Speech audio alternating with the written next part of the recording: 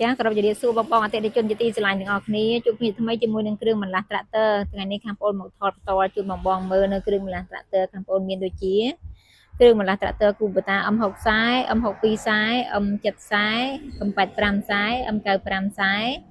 MU5702 និង tractor Series L បងស្រឡាញ់ឬក៏ពេញចិត្តឬក៏មានគ្រឿងមួយណាបងត្រូវការអាចទំនាក់ទំនងមកខាងបងកំងតានខាងបងមានគ្រឿងបន្លាស់ស៊ីនសុត Kubota ក៏មានគ្រឿងបន្លាស់ថៃក៏មានសម្រាប់តម្លៃបងអាចឆាតចូលក្នុង page ផ្ញើរូបចូលក្នុង page ខាងបងនឹងឆែកតម្លៃជូនបងលក់ដុំនៅរាយផ្ញើជូន25ខេត្តក្រុងបញ្ជាក់ថ្ងៃនេះបងកំងមិនថាកង់ tractor កង់ម៉ាស៊ីនច្រូតឬក៏ស្ទះអង្គប់លើក្រោយឬក៏គ្រឿងបន្លាស់ផ្សេងមួយណាខាងបងក៏មានព្រីសេវាដល់ជូន25ខេត្តក្រុងផងដែរតំណតំណងតាមរយៈលេខទូរស័ព្ទលេខ Telegram ខាងលើជួយ like និង share វីដេអូបងម្នាក់មួយផងដើម្បីទទួលបានវីដេអូថ្មីទៀតអរគុណច្រើនចាបងសូមបញ្ជាក់មួយទៀតបងតែសួរថាចាខាងខ្ញុំចង់បានគ្រឿងបន្លាស់តើខាងខ្ញុំអាចយកគ្រឿងបន្លាស់ទៅដល់កន្លែងចាំទូទាត់ជូនចែបានអត់អូខេបងបានបងចង់បានគ្រឿងមួយណាបងតំណតំណងមួយណាអាចតំណតំណងមកខាងបងអូនបានខាងបងនឹងផ្ញើជូនបងអាច